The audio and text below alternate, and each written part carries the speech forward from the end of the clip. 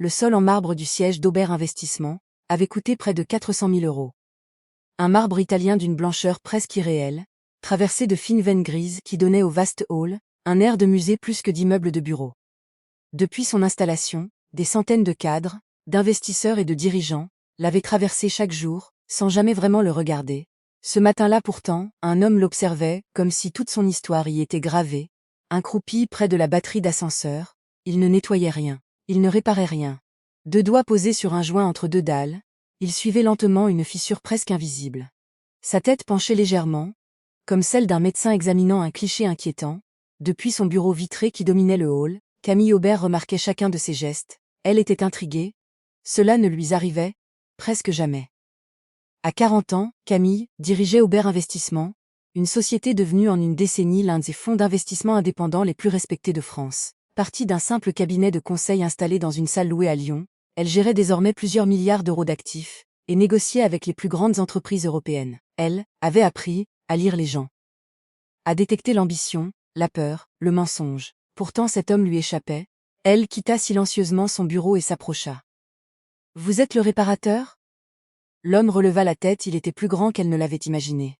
Son visage était marqué par le soleil et les années passées sur les chantiers, mais son regard avait quelque chose de calme, presque rassurant. Il ne semblait pas impressionné, ni par le bâtiment, ni par son luxe, ni par la femme qui le dirigeait. « Technicien en structure », répondit-il avec un léger sourire. « Mais réparateur, ça fonctionne aussi. » Il s'appelait Julien Morel. Camille avait aperçu son nom sur le bon d'intervention. En revanche, aucun document n'avait mentionné la petite fille assise quelques mètres plus loin. Elle devait avoir 7 ans, les jambes croisées, un sac à dos posé contre elle. Elle lisait un gros livre illustré consacré au dauphin. Totalement absorbée, Camille la désigna discrètement. « C'est votre fille ?» Julien tourna brièvement la tête. Tous les jours, la réponse était simple, naturelle, comme une évidence. Camille hocha la tête sans ajouter un mot. Elle observa encore quelques secondes cet homme qui semblait appartenir davantage au pont, au barrage et aux bâtiments anciens qu'au bureau luxueux de son entreprise. Puis Julien reprit son inspection. « Votre problème n'est pas le marbre. » Camille fronça les sourcils. « Comment ça ?» Il montra le sol. « Regardez les joints. Ils s'écartent en diagonale. Ce n'est jamais un hasard. » Elle se pencha légèrement. Au début, elle ne vit rien. Puis son regard suivit la ligne que lui indiquait Julien, une succession presque imperceptible d'écarts, une diagonale parfaite, impossible de ne plus la voir. Cela signifie quoi? Que la structure située sous cette partie du bâtiment travaille anormalement depuis longtemps. Il se redressa. Le support sous les ascenseurs s'affaisse progressivement. Camille sentit un léger frisson lui parcourir le dos. « Vous en êtes certain ?» Oui, il parlait sans emphase, sans chercher à impressionner. Comme s'il annonçait simplement la météo. Quelqu'un a validé ses travaux en sachant que quelque chose n'allait pas. Le silence retomba. Camille fixa les ascenseurs, chaque matin, chaque soir. Elle les empruntait plusieurs dizaines de fois. Jamais elle n'avait imaginé qu'ils puissent représenter un danger, depuis 18 mois. Pourtant, elle vivait en prêtant attention à des détails que personne ne remarquait. 18 mois plus tôt, un camion avait grillé un feu rouge sur une avenue de Lyon. Le choc avait pulvérisé le côté passager de sa voiture. Les chirurgiens avaient réussi à lui sauver la vie, pas l'usage de ses jambes. Aujourd'hui, son fauteuil roulant électrique faisait partie d'elle. Un modèle haut de gamme, silencieux, précis, conçu spécialement pour son handicap. Elle connaissait désormais chaque irrégularité du bâtiment, chaque rampe, chaque seuil, chaque porte automatique. Mais surtout, elle connaissait les regards de surprise, de compassion, des gênes. Elle s'était amusée, au début à compter les secondes nécessaires avant que les gens remarquent son fauteuil, 2 secondes, 3 au maximum. Julien, lui, avait observé le sol pendant près d'1 minute avant de lever les yeux vers elle. Ce détail, aussi insignifiant paraissait-il, ne la quittait plus. « Depuis combien de temps faites-vous ce métier ?» demanda-t-elle. 12 ans, toujours dans le bâtiment. Avant, j'étais ingénieur en génie civil. Là encore, aucun besoin de se mettre en valeur. Il constatait simplement les faits. Camille sentit naître un respect discret. Les travaux, prévus pour 3 jours, prirent rapidement une autre dimension. À mesure que les dalles étaient retirées, les mauvaises surprises s'accumulaient. Le béton n'avait pas la résistance prévue dans les plans. Les évacuations avaient été mal réalisées. Plus inquiétant encore, la fosse des ascenseurs présentait une largeur inférieure aux normes réglementaires, quelques centimètres. Seulement quelques centimètres. Assez pour que tout fonctionne, pas assez pour garantir la sécurité sur le long terme. Le 4e jour, Camille demanda à Julien de venir dans son bureau. Il posa calmement les plans sur la grande table de réunion. Expliquez-moi comme si je n'y connaissais rien. Il acquiesça. Pendant près d'une heure, il dessina des schémas simples, expliqua les contraintes, les charges, les mouvements du béton. Jamais il ne chercha à employer un vocabulaire compliqué. À la fin, Camille comprenait parfaitement, et cela l'inquiétait davantage. Qui a choisi l'entreprise qui a réalisé ces travaux? Demanda Julien. Camille resta silencieuse, puis répondit lentement. Mon directeur des opérations, Lord Delmas. Le nom sembla rester suspendu quelques secondes. Vous avez confiance en lui? Demanda simplement Julien. Elle voulut répondre immédiatement. Oui, c'était ce qu'elle aurait dit quelques semaines auparavant. Mais les mots refusèrent de sortir. Lord travaillait avec elle depuis 6 ans. Il avait été présent lorsqu'un ancien associé avait tenté de détourner une partie des fonds de l'entreprise. Il l'avait soutenu ou du moins, c'était ce qu'elle avait toujours cru. C'était également lui qui avait recommandé l'entreprise, ayant rénové le siège. Les devis étaient compétitifs. Les délais imbattables. Camille était alors hospitalisée à Paris pour une nouvelle intervention chirurgicale. Elle avait signé les documents sans les lire en détail. Parce qu'elle faisait confiance à Laurent, Julien rompit le silence. Si une fuite hydraulique se produisait dans cet ascenseur, Camille leva les yeux. Que se passerait-il? La cabine descendrait brutalement. Elle sentit son cœur accélérer. Les sécurités? Julien hésita une fraction de seconde. Elle devrait fonctionner. Puis il ajouta plus doucement. Mais avec une fosse sous-dimensionnée, et une structure qui bouge. Il n'acheva pas sa phrase, il n'en avait pas besoin. Camille la termina seule dans son esprit. Elle empruntait cet ascenseur tous les jours, plusieurs fois. À cet instant, un éclat de rire retentit dans le hall. La petite fille avait quitté son livre quelques secondes. Elle regardait la réceptionniste avec un sérieux désarmant. Tout le monde parle toujours du grand dauphin, disait-elle. Mais le dauphin à flanc blanc est beaucoup plus rapide. Camille esquissa un sourire. Elle sortit de son bureau. Tu connais vraiment tous les dauphins? La fillette acquiesça, presque tous. Comment tu t'appelles? Lucie. Et pourquoi les dauphins? Parce qu'ils sont plus intelligents qu'on le croit. Elle observa ensuite le fauteuil roulant de Camille. Il est beau. Camille baissa instinctivement les yeux. Merci. Papa dit que votre batterie est au lithium. C'est très puissant. Camille éclata doucement de rire. Jamais personne ne lui avait parlé de son fauteuil de cette manière. Sans pitié, sans gêne, seulement avec curiosité.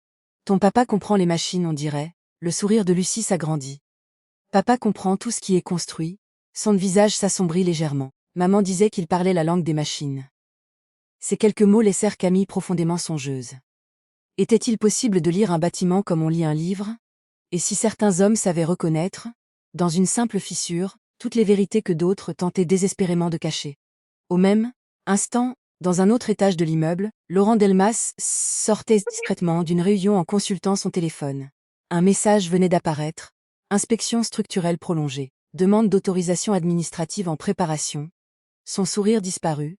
Pour la première fois depuis longtemps, quelque chose échappait à son contrôle. Lord Delmas resta immobile plusieurs secondes devant la baie vitrée de son bureau. Lyon s'étendait sous ses yeux, baigné par une lumière d'automne qui rendait la ville presque paisible.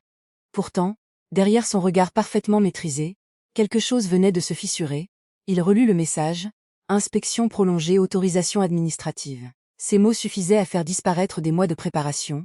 Il rangea lentement son téléphone, inspira profondément puis retrouva le sourire impeccable que tous les employés lui connaissaient. Lorsqu'il traversa les couloirs de Aubert Investissement, quelques minutes plus tard, personne n'aurait pu deviner qu'il venait de recevoir la pire nouvelle de sa carrière.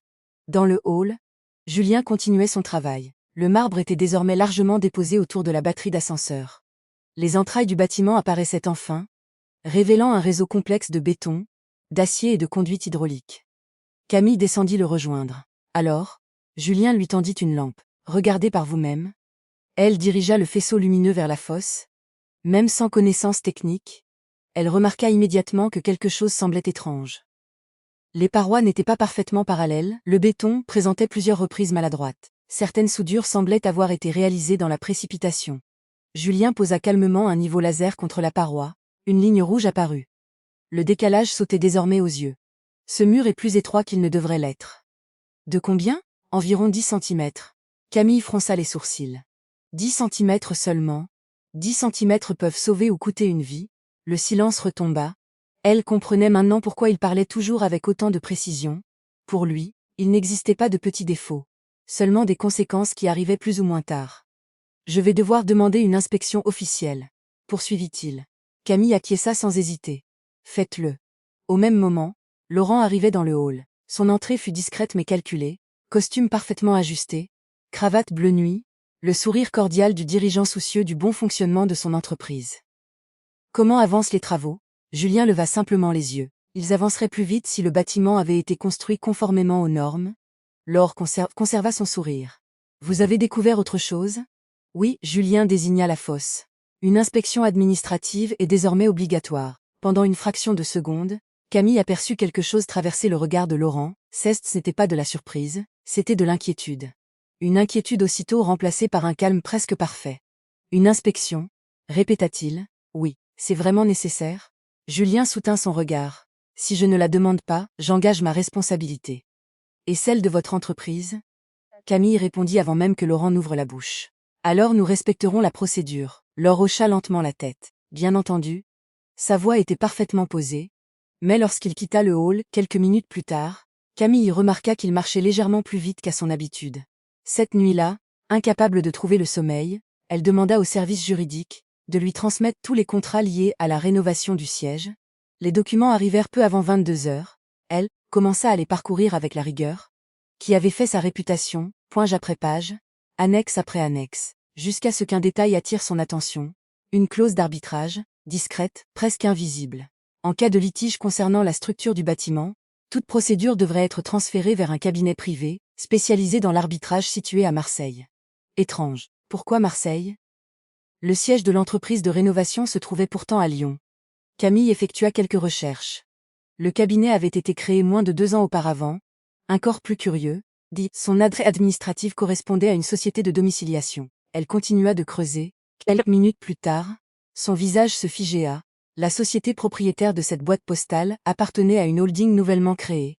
DL Participation. Les initiales semblaient anodines.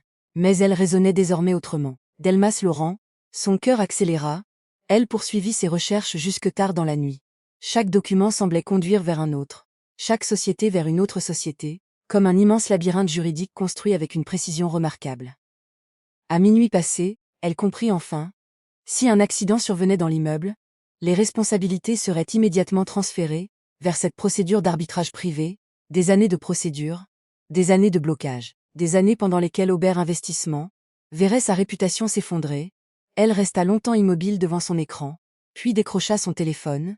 Son avocat répondit presque immédiatement. Après l'avoir écouté durant plusieurs minutes, il demeura silencieux.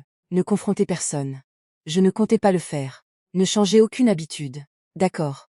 Et surtout, laissez-moi vérifier tout cela dès demain matin. Camille regarda les lumières de la ville. Depuis son accident, elle avait appris à attendre, à observer, à laisser parler les faits.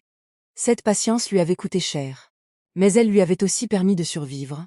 Le lendemain, Lucie était installée comme chaque matin près de l'accueil. Elle expliquait avec enthousiasme à la réceptionniste pourquoi les dauphins roses d'Amazonie étaient injustement sous-estimés. Toute personne entrant dans le bâtiment finissait par s'arrêter quelques minutes pour l'écouter. Même les cadres les plus pressés ralentissaient sans s'en rendre compte. Julien travaillait dans la fosse. Camille assistait à une réunion financière lorsqu'un appel interrompit discrètement la séance. C'était son avocat. Elle s'isola dans son bureau. J'ai trouvé quelque chose. Sa voix avait changé. DL Participation possède également des intérêts dans un fonds concurrent. Camille sentit immédiatement où il voulait en venir. Depuis combien de temps? Plus d'1 an. Le silence s'installa. Il rachète discrètement des participations dans plusieurs entreprises de votre portefeuille. Pourquoi? Imaginez qu'Aubert Investissement traverse une crise majeure. Elle n'eut pas besoin d'imaginer longtemps. Un accident dans le siège. Une perte de confiance des investisseurs. Une direction fragilisée. Les concurrents récupéreraient naturellement les meilleurs actifs. Son avocat poursuivit. Si tout cela est volontaire, ce n'est plus seulement une fraude immobilière. Camille ferma lentement les yeux. C'est une tentative de prise de contrôle. Exactement. Elle revit alors toutes les conversations des derniers mois. Toutes les fois où Laurent lui avait conseillé de ralentir, de déléguer davantage, d'envisager un directeur général adjoint, toujours avec bienveillance, toujours avec des mots choisis, comme s'il préparait doucement tout le monde à son remplacement. Camille regarda à travers la vitre. En bas, Lucie riait avec la réceptionniste. Julien remontait lentement de la fosse, couvert de poussière de béton. L'un réparait les fondations d'un immeuble, l'autre, sans le savoir, venait peut-être de sauver toute une entreprise. Pourtant, quelque chose lui disait que le véritable danger n'avait pas encore montré son vrai visage. Et cette intuition allait se confirmer plus vite qu'elle ne l'imaginait. Les jours suivants furent étrangement calmes. Trop calmes. Trop calmes. Dans une entreprise où chaque minute était habituellement rythmée par les appels d'investisseurs, les réunions stratégiques et les décisions à plusieurs millions d'euros, ce silence avait quelque chose d'artificiel. Camille Aubert connaissait cette sensation. Avant un orage, la nature semblait retenir son souffle. Les êtres humains faisaient parfois exactement la même chose. Elle suivit le conseil de son avocat, elle ne changea rien. Lord Delmas continua d'assister aux réunions du comité de direction comme si tout était parfaitement normal. Il arrivait à l'heure, distribuait ses analyses, félicitait les équipes et plaisantait même avec certains collaborateurs. Personne n'aurait imaginé qu'une enquête discrète se refermait lentement autour de lui. Julien, lui, poursuivait les réparations. Chaque matin, Lucie s'installait avec un nouveau livre dans le hall. À force de la voir, les employés avaient pris l'habitude de lui dire bonjour. Certains lui apportaient un chocolat chaud. D'autres lui demandaient quel animal marin elle étudiait cette semaine. Elle répondait toujours avec le même enthousiasme. Un midi, Camille décida de déjeuner dans le hall plutôt que dans son bureau. Elle s'arrêta près de Lucie. Alors, aujourd'hui ? La fillette leva son livre. Les baleines, ce ne sont plus des dauphins ? Les baleines aussi sont très intelligentes. Camille sourit. Tu aimerais travailler dans un aquarium plus tard ? Lucie secoua vivement la tête. Non. Pourquoi ? Parce qu'elle ne devrait pas vivre enfermée. Cette réponse laissa Camille silencieuse. Quelques secondes plus tard, Julien sortit de la zone de chantier. Je peux vous emprunter votre responsable sécurité quelques minutes ? Demanda-t-il. Camille acquiesça. Ils descendirent ensemble dans la fosse d'ascenseur. L'inspection touchait à sa fin. Julien éclaira une petite boîte métallique fixée derrière une conduite hydraulique. Vous voyez ça ? Camille s'approcha. Tout semblait normal. Non, il retira délicatement le couvercle. À l'intérieur, plusieurs câbles passaient à travers un capteur électronique. Julien fronça les sourcils. Ce capteur contrôle la pression du circuit hydraulique. Il est défectueux ? Il resta quelques secondes sans répondre. Puis il prit une photographie avec son téléphone. Non. Il passa doucement un doigt sur une pièce métallique. Quelqu'un l'a déplacée. Camille sentit une boule se former dans son ventre. Vous en êtes certain ? Absolument. Il lui montra une très légère marque. Regardez ici. La vis portait des traces toutes récentes. La peinture de protection avait été rayée. Cette pièce a été desserrée puis remise en place. Pourquoi faire ? Julien réfléchit. Si le capteur est légèrement décalé, il continuera à fonctionner. Mais il donnera progressivement de mauvaises informations. Camille sentit son souffle se couper. Cela provoquerait quoi ? Le système croirait que tout fonctionne normalement, jusqu'au jour où il ne détecterait plus une chute de pression. Ils échangèrent un long regard. Cette fois, il ne s'agissait plus d'une erreur de construction. Quelqu'un était revenu. Après les travaux, après les premières découvertes, quelqu'un avait volontairement modifié le système. Ils remontèrent sans dire un mot. Dans le bureau de Camille, Julien posa la photographie sur son bureau. Je vais rédiger un rapport complet. Elle ouvrit immédiatement le registre des accès au bâtiment. Depuis plusieurs semaines, toutes les entrées étaient enregistrées électroniquement. Elle sélectionna la soirée correspondant à une maintenance informatique des ascenseurs. Une seule personne extérieure avait été autorisée à accéder au sous-sol, mais plusieurs badges internes étaient également apparus. L'un d'eux attira immédiatement son attention. Lord Delmas, présence enregistrée à 22h14. Départ à 23h08, elle resta figée. Julien comprit sans qu'elle prononce un seul mot. Vous saviez déjà, j'avais des soupçons. Et maintenant ? Camille inspira profondément. Maintenant, j'ai un élément de plus. Elle se leva difficilement de son fauteuil, afin d'atteindre un classeur placé derrière elle. Julien fit un mouvement instinctif pour l'aider. Elle leva doucement la main. Laissez-moi. Il s'arrêta immédiatement, sans gêne, sans insister.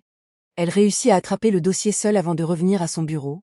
16 petits gestes, presque insignifiants, la toucha davantage qu'elle ne l'aurait cru. Depuis son accident, beaucoup de personnes décidaient à sa place de ce dont elle avait besoin. Julien, lui, attendait qu'elle le demande. La différence était immense.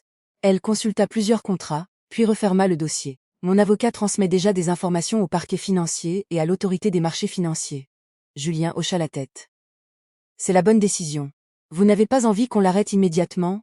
Il réfléchit quelques secondes. Si vous retirez une seule pierre d'une arche avant de savoir comment elle tient, tout peut s'effondrer. Elle esquissa un léger sourire. Vous parlez toujours comme un ingénieur. C'est difficile de désapprendre. Pour la première fois depuis des semaines, Camille se surprit à rire franchement. Le lendemain matin, l'atmosphère changea brutalement. Les inspecteurs mandatés par l'administration arrivèrent dès 8h.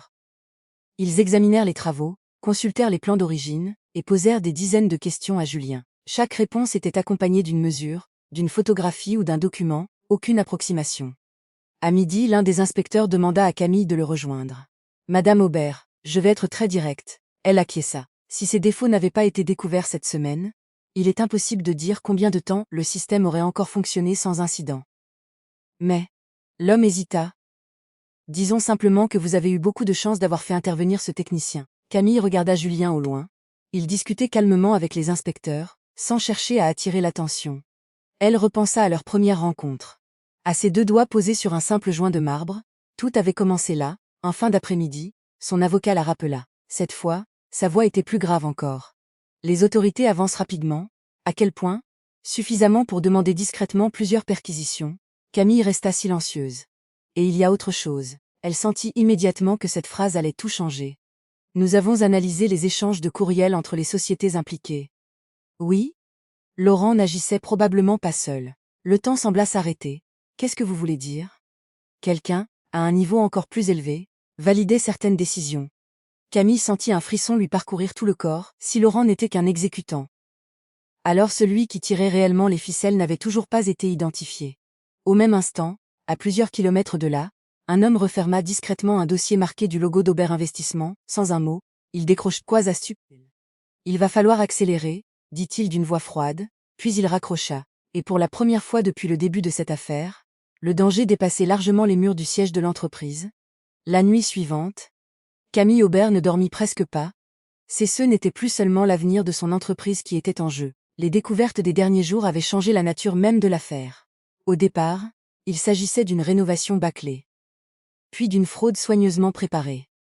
Désormais, tout laissait penser qu'un réseau bien plus vaste manipulait les événements depuis des mois. À 7 heures du matin, son téléphone vibra, c'était son avocat. Les perquisitions ont commencé, Camille resta silencieuse. Chez Laurent? Oui. Et dans les locaux de plusieurs sociétés liées au contrat de rénovation. Les enquêteurs travaillent discrètement, mais ils avancent vite. Elle remercia son avocat avant de raccrocher. Quelques minutes plus tard, elle arriva au siège d'Aubert Investissement. Le haut-sol semblait identique qu'aux autres jours. Les employés entraient avec leur café à la main, les ascenseurs montaient et descendaient, les écrans diffusaient les informations financières du matin. Pourtant, Camille remarqua immédiatement un détail. Lucie n'était pas là, son regard parcourut instinctivement le hall. Julien travaillait seul. Elle s'approcha. « Lucie est malade ?» Julien leva les yeux. « Non, une voisine la garde aujourd'hui. » Il marqua une courte pause. « Je préférais qu'elle ne soit pas ici. » Camille comprit immédiatement, l'atmosphère devenait trop lourde pour une enfant. Quelques heures plus tard, les inspecteurs terminèrent leur rapport définitif. Le responsable du service remit un exemplaire à Camille. « Madame Aubert, je peux vous confirmer officiellement que les travaux réalisés lors de la précédente rénovation présentent plusieurs non-conformités majeures. » Elle parcourut rapidement les premières pages. Chaque anomalie était photographiée. Chaque mesure était documentée. Chaque conclusion était étayée. Aucune contestation sérieuse ne serait possible. Pendant ce temps, Julien achevait les derniers réglages de l'ascenseur. Il effectua plusieurs cycles de montée et de descente sous le regard des inspecteurs. Tout fonctionnait désormais parfaitement. Lorsque la cabine revint au rez-de-chaussée, il posa simplement la main sur la porte métallique. Cette fois, il est sûr. Camille ressentit un soulagement qu'elle n'avait pas éprouvé depuis longtemps, mais ce répit fut de courte durée. Un début d'après-midi, son avocat arriva au siège sans prévenir. Son visage suffisait à comprendre que quelque chose d'important venait de se produire. Ils s'installèrent dans son bureau. Il referma soigneusement la porte. Laurent parle. Camille ne répondit pas. Depuis son audition, il coopère. Elle attendit la suite. Il affirme qu'il n'était pas l'instigateur. Elle sentit son cœur accélérer. Qui alors? Son avocat ouvrit un dossier. Un fonds d'investissement international. Il posa plusieurs documents sur le bureau. Il cherchait à affaiblir plusieurs sociétés indépendantes, pour les racheter à bas prix. Camille observa les documents, des montages financiers complexes, des sociétés écrans, des participations croisées, des contrats de conseil fictifs. Tout semblait avoir été construit pour rester invisible. Laurent recevait des commissions, en échange. Il orientait certains contrats, faisait remonter des informations confidentielles, et préparait progressivement une crise de gouvernance. Sainte, Camille ferma lentement le dossier, tout prenait enfin sens. Les recommandations répétées de nommer un directeur général, les travaux confiés à une entreprise choisie sans véritable contrôle, les clauses d'arbitrage, les investissements silencieux du fonds concurrent. Chaque pièce s'emboîtait avec une précision glaçante. À cet instant, quelqu'un frappa à la porte. « Julien, je peux revenir plus tard. »« Non, entrez. » Il remarqua immédiatement les dossiers ouverts. Les choses avancent, Camille acquiesça. Plus vite que prévu, elle lui expliqua brièvement les nouvelles révélations. Julien écouta sans l'interrompre. Lorsqu'elle termina, il resta pensif. Mon père disait toujours qu'une maison ne s'écroule jamais d'un seul coup. Elle le regarda. Elle prévient toujours avant, exactement. Il sourit faiblement. Encore faut-il que quelqu'un sache écouter. Ces mots touchèrent profondément Camille. Depuis son accident, elle avait passé des mois à croire que son handicap avait fait d'elle une dirigeante plus fragile. Aujourd'hui, elle comprenait au contraire qu'il avait aiguisé son regard, elle observait davantage. Écoutait davantage. Elle repérait les détails que d'autres ignoraient. C'était précisément ce qui venait de sauver son entreprise. En fin d'après-midi, le conseil d'administration fut convoqué en urgence. Les administrateurs arrivèrent les uns après les autres, visiblement inquiets. Camille prit la parole avec le calme qui la caractérisait. Elle présenta chronologiquement chaque élément, les irrégularités techniques, les contrats, les sociétés écrans, les mouvements financiers, les preuves recueillies, le rapport des inspecteurs, les conclusions des autorités. Personne ne l'interrompit. Lorsqu'elle eut terminé, un long silence s'installa. Enfin, la présidente du conseil prit la parole. « Madame Aubert, avez-vous encore confiance dans votre équipe de direction ?» Camille réfléchit quelques secondes. Dans certains de ses membres, oui. Et pour le poste de directeur des opérations, j'ai déjà commencé à établir une liste de candidats. La présidente acquiesça. Faites-le rapidement. La réunion prit fin. Les administrateurs quittèrent la salle un à un. Camille resta seule quelques instants devant les grandes baies vitrées. Elle croyait enfin apercevoir le bout du tunnel. Mais son téléphone vibra une nouvelle fois. Cette fois, ce n'était ni son avocat, ni un administrateur, c'était un numéro inconnu. Elle hésita avant de répondre. Une voix d'homme, grave et parfaitement calme, résonna à l'autre bout du fil. « Madame Aubert. » Elle ne répondit pas. « Vous pensez que tout est terminé ?» Son sang se glaça. « Qui êtes-vous » Un léger silence. Puis la voix reprit. « Vous devriez demander à votre technicien pourquoi il a quitté le génie civil il y a 12 ans. » La communication fut brutalement coupée. Camille resta immobile, le téléphone toujours contre son oreille. Pendant quelques secondes, elle fut incapable de bouger. Elle releva lentement les yeux. À travers la vitre, elle aperçut Julien, qui rangeait tranquillement ses outils, ignorant totalement l'appel qu'elle venait de recevoir. Une seule question tournait désormais dans son esprit. Et si Julien Morel cachait lui aussi une part de son passé qu'elle ne connaissait pas? Camille resta immobile plusieurs minutes après l'appel, la voix était calme. Trop calme pour être celle d'un homme qui cherchait simplement à l'intimider. Cette phrase n'avait rien d'une menace improvisée. Elle semblait calculée pour semer un doute précis. Pourquoi avait-on parlé de Julien? Pourquoi maintenant? Elle aurait pu aller immédiatement le confronter, lui demander des explications, exiger une réponse. Mais les 18 derniers mois lui avaient appris une règle essentielle. Lorsqu'une émotion vous pousse à agir immédiatement, il vaut souvent mieux attendre quelques heures. Elle demanda à son avocat de faire une vérification discrète. Moins d'une heure plus tard, il la rappela. « J'ai retrouvé son dossier. » Camille attendit. « Il n'y a rien de criminel. » Elle sentit une légère tension quitter ses épaules. Alors pourquoi a-t-il quitté le génie civil? Il dirigeait une équipe chargée du contrôle d'un important chantier public, près de Grenoble. Il a découvert que plusieurs matériaux ne correspondaient pas aux spécifications techniques. Camille écoutait en silence. Son employeur lui a demandé de signer malgré tout le certificat de conformité. Et il a refusé? Oui. Son avocat marqua une pause. Le chantier a été arrêté. Les entreprises concernées ont perdu des dizaines de millions d'euros. Julien est devenu un homme que plus personne ne voulait embaucher dans les grands groupes. Il a fini par créer sa propre société. Camille regarda à travers la vitre. Julien chargeait tranquillement ses outils dans son utilitaire. Il n'avait pas fui son ancien métier. Il en avait payé le prix. L'appel anonyme n'avait donc qu'un seul objectif, l'amener à se méfier du seul homme qui lui avait toujours dit la vérité. Le lendemain matin, les enquêteurs de l'autorité des marchés financiers, accompagnés de magistrats du parquet national financier, arrivèrent au siège d'Aubert Investissement. Cette fois, tout se déroula au grand jour. Lord Delmas fut conduit hors des locaux après une nouvelle audition. Contrairement à la première fois, il leva enfin les yeux vers Camille. Son regard n'avait plus rien d'assuré. Il semblait fatigué, presque résigné. Avant de monter dans le véhicule des enquêteurs, il demanda quelques secondes pour lui parler. Les magistrats acceptèrent. Ils restèrent suffisamment près pour entendre la conversation. « Je n'ai jamais voulu que quelqu'un soit blessé, » dit Laurent d'une voix basse. Camille le regarda sans répondre. Le bâtiment, ce n'était pas censé aller aussi loin. Mais vous saviez. Il baissa la tête. Oui. Le silence s'installa. Pourquoi? Laure eut un sourire amer. Au début, je me suis simplement convaincu que tout le monde faisait pareil. Il inspira profondément. Ensuite, il était trop tard pour revenir en arrière. Camille comprit alors quelque chose d'essentiel.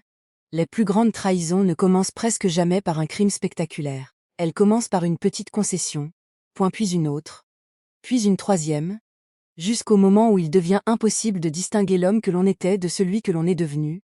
L'or fut emmené. Camille ne le revit jamais. Les semaines suivantes furent consacrées à remettre de l'ordre.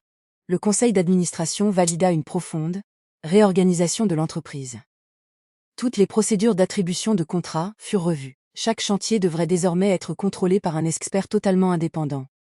Les investisseurs, d'abord inquiets, retrouvèrent progressivement confiance. La transparence avec laquelle Camille avait présenté les faits joua en sa faveur. Elle n'avait rien caché, rien minimisé. Cette honnêteté protégea davantage la réputation d'Aubert Investissement que n'importe quelle stratégie de communication. Quelques mois plus tard, les autorités annoncèrent officiellement le démantèlement du réseau financier, qui cherchait à prendre discrètement le contrôle de plusieurs entreprises françaises. Des dizaines de sociétés écrans furent fermées. Plusieurs dirigeants furent mis en examen. Les montages financiers s'effondrèrent les uns après les autres. Un simple défaut observé entre deux plaques de marbre avait fini par révéler une fraude de plusieurs centaines de millions d'euros. Le printemps suivant, Julien revint au siège pour la visite de contrôle prévue après les réparations. Comme toujours, Lucie l'accompagnait. Elle entra dans le hall, avec un nouveau livre sous le bras. Cette fois, ce sont les orques, annonça-t-elle fièrement. La réceptionniste éclata de rire. Tu finiras biologiste. Peut-être. Puis elle ajouta avec un sérieux qui fit sourire tout le monde. Ou ingénieur. Comme papa. Pendant que Julien inspectait les dernières mesures de stabilité, Camille l'observait discrètement. Les réparations avaient parfaitement tenu. Le bâtiment était sain. Les ascenseurs fonctionnaient sans la moindre anomalie. Lorsqu'il termina son rapport, il entra une dernière fois dans son bureau. Il posa un dossier relié sur la table. Chaque photographie, chaque mesure, chaque date. Tout y figurait avec la même précision que lors de leur première rencontre. La structure est stable, dit-il. Je recommande simplement un contrôle de routine dans 6 mois, mais je n'ai aucune inquiétude. Camille referma le dossier. Merci. Julien hocha simplement la tête avant de reprendre son sac. Julien, il s'arrêta. Elle avait réfléchi à cette conversation pendant plusieurs semaines, bien plus qu'elle ne voulait l'admettre. J'aimerais vous faire une proposition. Il attendit sans rien dire. Notre entreprise possède plusieurs immeubles en France. Jusqu'à présent, nous avons toujours confié les contrôles techniques à différents prestataires. Elle marqua une courte pause. J'aimerais que vous deveniez notre expert indépendant pour l'ensemble de notre patrimoine immobilier. Julien resta silencieux quelques secondes. Vous savez que je ne signerai jamais un rapport pour faire plaisir à un client. Un sourire apparut sur le visage de Camille. C'est précisément pour cette raison que je vous le demande. Il réfléchit un instant, puis tendit la main. Dans ce cas, j'accepte. Ils se serrèrent la main, ni comme une dirigeante et un prestataire, ni comme deux personnes que tout opposait, mais comme deux professionnels qui avaient compris, chacun dans son domaine, qu'une structure ne reste solide que si ses fondations sont honnêtes. Quelques minutes plus tard, Julien quitta le bâtiment avec Lucie. La fillette salua Camille avant de sortir. Au revoir, Lucie. Depuis la baie vitrée de son bureau, Camille les regarda s'éloigner. Elle repensa au premier jour. À cet homme agenouillé devant une simple fissure. À cet enfant passionné par les dauphins. À tous les détails qu'elle aurait pu ignorer. Elle comprit alors que les fissures les plus dangereuses ne sont pas toujours celles que l'on voit. Certaines traversent les bâtiments, d'autres traversent les entreprises, et les plus discrètes de toutes traversent parfois le cœur des êtres humains. La différence entre une catastrophe et un nouveau départ tient souvent à une seule personne capable de les remarquer, avant qu'il ne soit trop tard. Pour la première fois depuis son accident, Camille ne regarda plus son fauteuil comme le symbole de ce qu'elle avait perdu. Elle le considéra comme le témoin silencieux du chemin parcouru. Elle avait survécu à la trahison. Elle avait sauvé son entreprise. Et surtout, elle avait retrouvé ce qui lui avait le plus manqué depuis des années. La confiance. Pas une confiance aveugle. Une confiance construite, patiemment, sur les preuves, les actes et l'intégrité, comme les fondations d'un bâtiment destiné à traverser le temps.